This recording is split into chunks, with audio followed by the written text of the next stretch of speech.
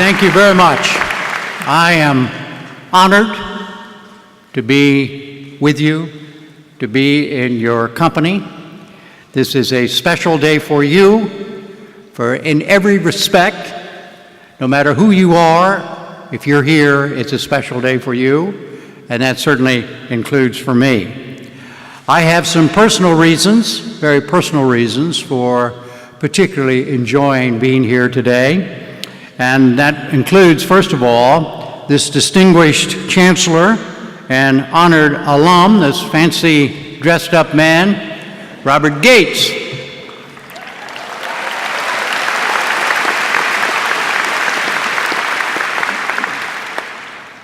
Robert Gates and I have something very unusual in common. We were born at the same hospital, Wesley Hospital in Wichita, Kansas. Let's hear it for Wesley Hospital.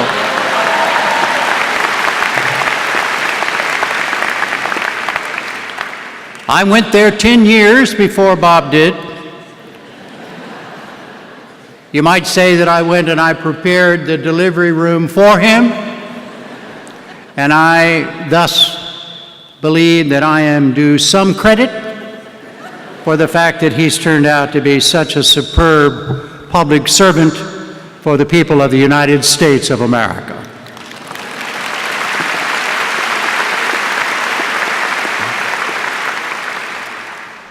Another personal reason. I first came to Williamsburg and to William and Mary in the 1950s. I was an officer candidate at Quantico, just up the road from here. I was being harassed and abused and otherwise trained to be a second lieutenant infantry officer in the United States Marine Corps.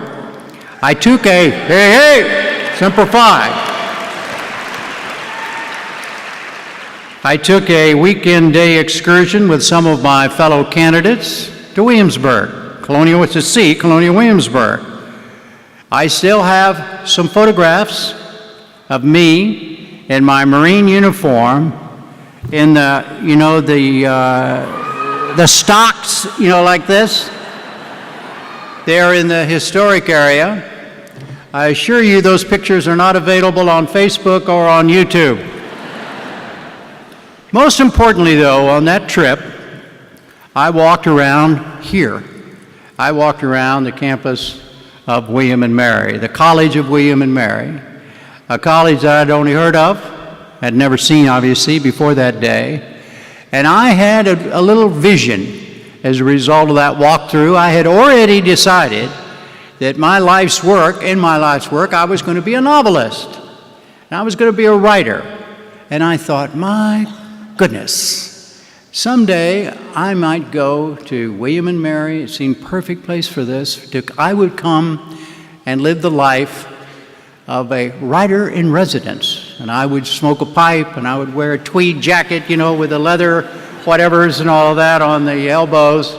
Well, look, that didn't happen. But from my perspective, receiving an honorary degree from you all today pretty much settles that dream. Thank you very much.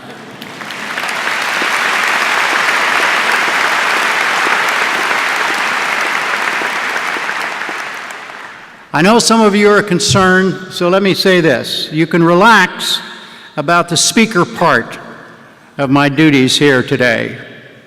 I have been present during the delivery of hundreds, thousands of, seems like, commencement addresses as a student, a graduate, as a proud parent, grandparent, as a friend, as a reporter, and I can assure you that I cannot remember what any of the commencement speakers said.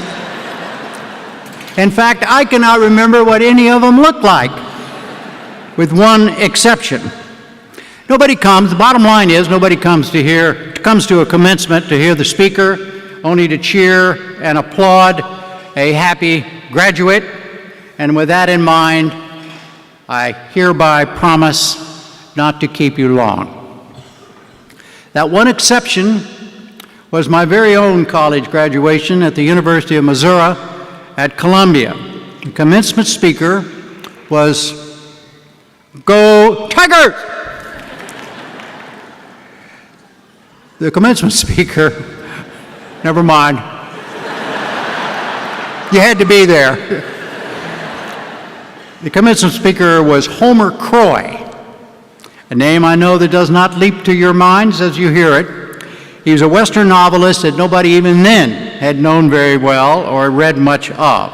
And he said pretty much what I just said that day. He said, "You're not going to remember me. You're not going to remember anything that I said." And then he had on a gown much like this, when he was zipped down the front, and he had a red tie on, and he pulled this, it was a bright red tie, and he pulled it out, in front, so everybody could see his tie. And he said, quote, "Take a good look, graduates. You'll remember me because of this tie. I'll bet you anything on that." Well, he was right, and I just proved it. Well, I am now going to follow his example. I'm going to do something right now. No. I told you to relax, didn't I? Okay. I'm going to do something that could at least increase the chances of you remembering today's commencement speaker.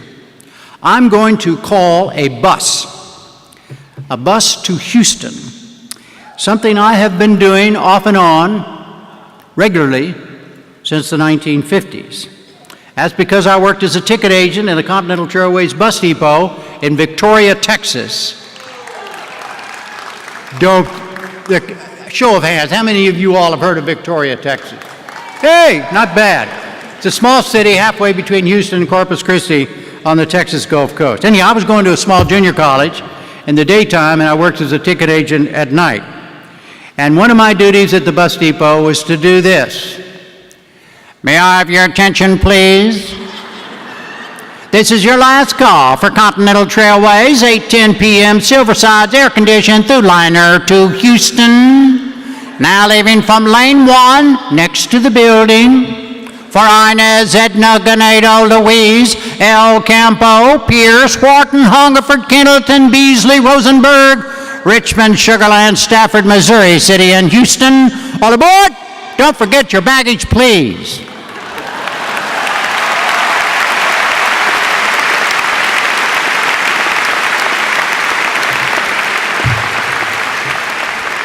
Now, you may be asking, what in the world is the relevance of that? Well, I've done that bus call and figured out a way to make it relevant in just about every commencement address and now just about every speech that I ever make. So it's become kind of a good luck thing for me. But it's also extremely relevant because I'm being honored today for what I have done on television. Well, calling the buses on the PA system and at bus depot was the first time I was paid money to speak into a microphone. So it is terribly relevant. Look, I have come with only a few and quick commencement-like messages for you and the class of 2012 graduates. Number 1, and it relates to what Chancellor Gates was saying a while ago. Be civil. Be fair. One of the most serious losses we as a society have suffered in recent years, in my opinion at least, is that of civil discourse. We are a civilized people. We should disagree in a civilized manner. We should acknowledge the right of others to disagree with us. We should acknowledge the possibility that sometimes, yes, maybe rare times, but sometimes, we might even be wrong. I know it's unlikely. Strange as it may seem also, we might learn more from listening at times than from talking, and more from talking than from shouting. Next point. I'm sure, here again relates to something that the Chancellor knows a lot more about than I do.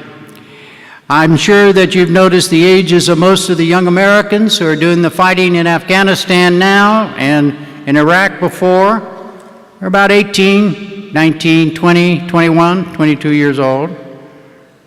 Your age, in other words. I would urge each of you, as well as everyone else in this audience and everyone else everywhere, to keep in mind that those young men and women are risking their lives, and they're doing so in your name, in my name, in our names, in the name of our country. So cheer them when they come home, please.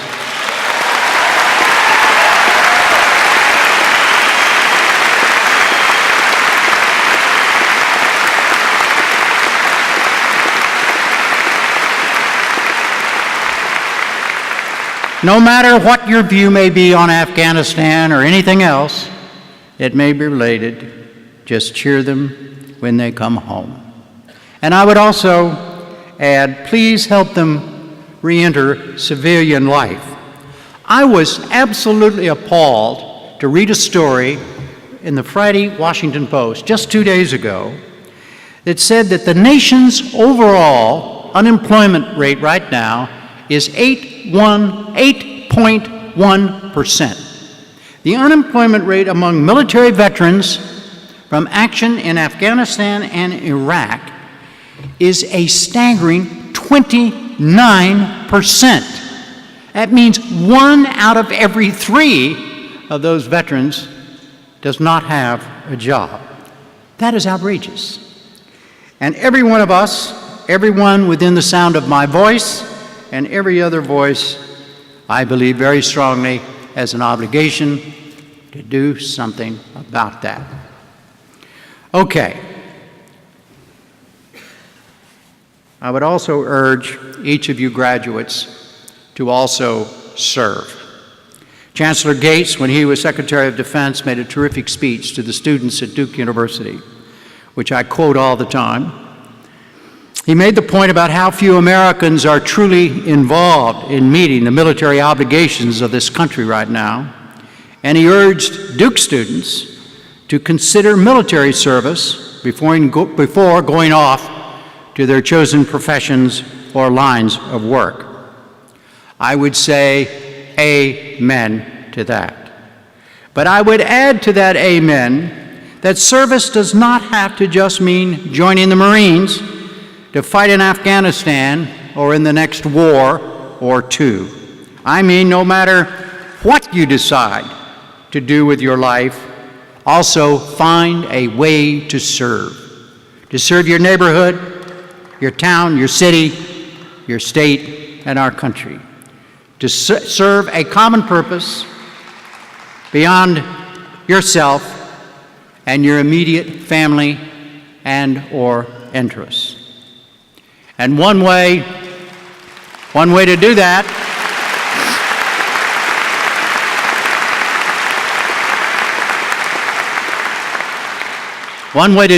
that is open to us all is to stay informed by forming opinions, by questioning the opinions of others, particularly those others who hold public office or who otherwise exercise public office, including those who write and edit newspapers and magazines, report and produce the radio and television programs you listen to and watch, or websites and blogs you read. Complain about things you do not like, praise those you do. Ask questions about matters you do not understand. Be part of the dialogue, in other words, the debate, the decision-making in our democracy. There are decisions that could literally set the course for our nation and our society for years, if not centuries to come. They are too important to be left to the experts, as smart as most of them are, and too important to be left to public officials, as dedicated and as honest as most of them are.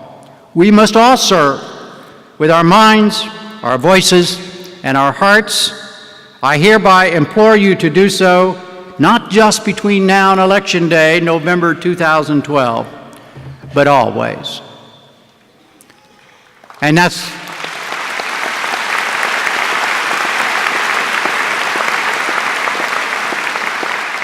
I think I can say without any fear of misstatement that you, are products of an education here at William and Mary, the College of William and Mary.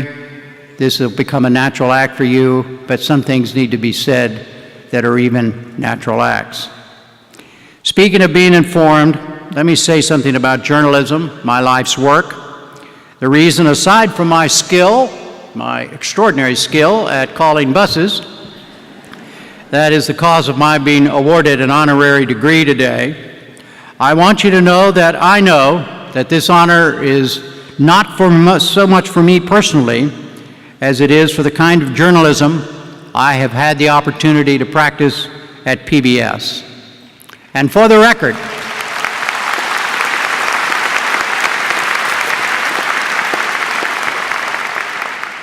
a few years ago, I was asked at an Aspen seminar, there were a bunch of journalists there, and each of us was asked if we had our own personal guidelines for the practice of journalism that we used, and if so, would we mind sharing them? Here in part is what I set as my guidelines for practicing journalism. Do nothing I cannot defend. Cover, write, and present every story with the care I would want if the story were about me. Assume there's at least one other side or version to every story. Assume the viewer is as smart and as caring and as good a person as I am. Assume the same about all people on whom I report. Assume personal lives are a private matter until a legitimate turn in the story absolutely mandates otherwise. Carefully separate opinion and analysis from straight news stories and clearly label everything. Do not use anonymous sources or blind quotes except on rare and monumental occasions. No one should ever be allowed to attack another anonymously. And finally, I am not in the entertainment business.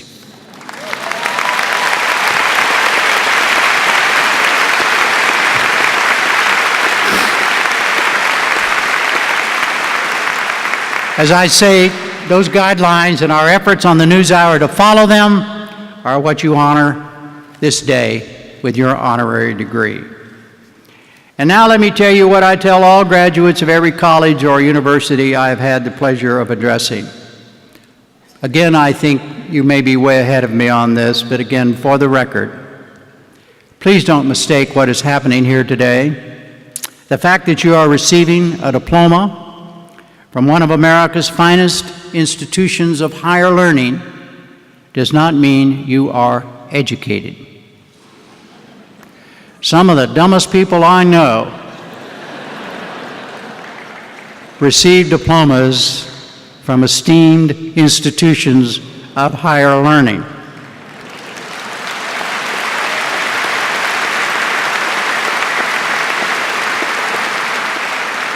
They took their diploma in hot little hands and then never read another book, never considered another fresh or new idea, and most tragically for our country and society, never again paid attention to much of anything other than themselves, to much of anything that was happening around them or to others.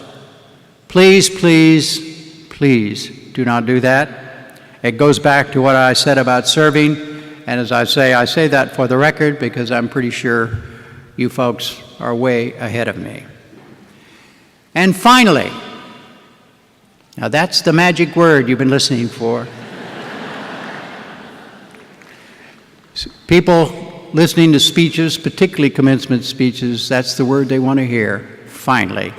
All right, my finally is this. It comes in the form of an ultimate recycled quote, and it relates to a private conversation I had with Bob Gates here last night. It's what a fictional lieutenant governor of Oklahoma said in a commencement speech to a fictional graduating class at a fictional state college in the fictional town of Hugotown, Oklahoma. He said, and I quote, "As you search for your place in life, I hereby advise you to take risks. Be willing to put your mind and your spirit, your time and your energy, your stomach and your emotions on the line. To search for a safe place is to search for an end to a rainbow that you will hate once you find it. Take charge of your own life. Create your own risks by setting your own standards and satisfying your own standards. Congratulations to you all. It is unlikely that any of you will have occasion to remember either me or my commencement address, and I don't blame you a bit for that. But if by chance something does linger, I hope it's just that there was a lieutenant governor guy up there who kept saying, risk, risk, risk. The way to happiness and to success is to risk it. Risk it." End quote.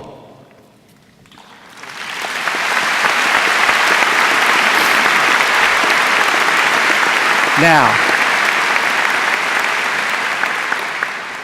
it is the ultimate recycled quote because it is from a novel published in 1990 called The Sooner Spy.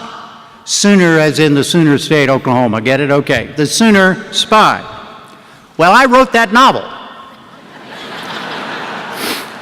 And I stole those lines almost verbatim from a real commencement speech I made myself in 1984 to the college graduating class of our oldest daughter, Jamie.